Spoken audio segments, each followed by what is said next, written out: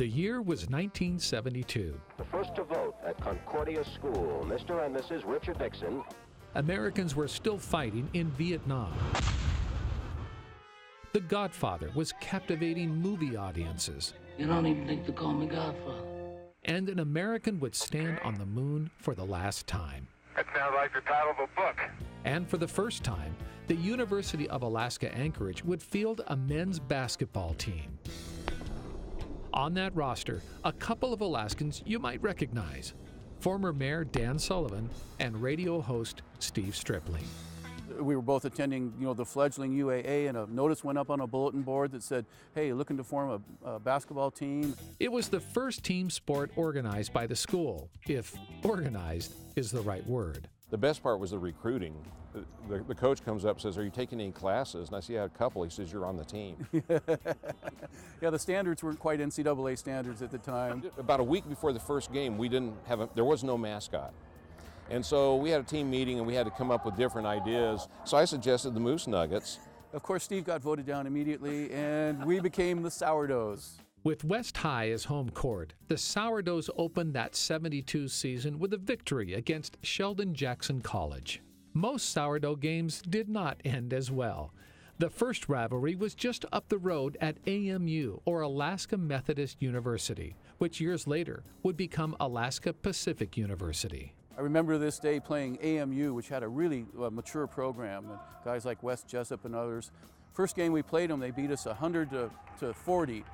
And so coach says, hey, next game we're going to stall the whole game until we get a completely open shot. And the score was 100 to 38. So, yeah, we didn't have a real center. We were all about between 5'10" and 6'2". The good thing is, even though we were slow, we made up for it by not being able to jump. Actually, we'd periodically go to the prison and get a work pass for a big guy. We would have guys come off the floor, go to the end of the bench, and smoke a cigarette. They'd be going, I can't keep up with them. But I don't. Yeah, Coach, I'm not going back in today. In fact, it was during that time I had discovered that if you forfeited, it went down as 1-0 on paper. And so I brought it up saying, guys, next time somebody says, how much did you lose by? We say 1, and we avoid the embarrassment. And you'd hear the guys going, Stripling's got a good idea. There aren't many photos of that first season, but this one was snapped of Stripling during one of those games against AMU. And then the next morning in the newspaper, there was a picture, but it was taken before I dumped the ball off, before I turned. And so I'm looking at this guy's waist, and I look like I'm about to cry, and the caption is, help. The very first game at West, my dad was the mayor at the time. He got to do the jump ball. That was back in the day when they jumped ball after every basket made. Can you imagine, stopping the game, jumping ball after every single basket? UAA would end its first season with a 2-4 record, but within 7 years would be hosting basketball powerhouses like North Carolina State and Louisville in the first Great Alaska Shootout. In 7 years, a program that probably shouldn't have even existed is hosting the top teams in the nation. That to me is amazing.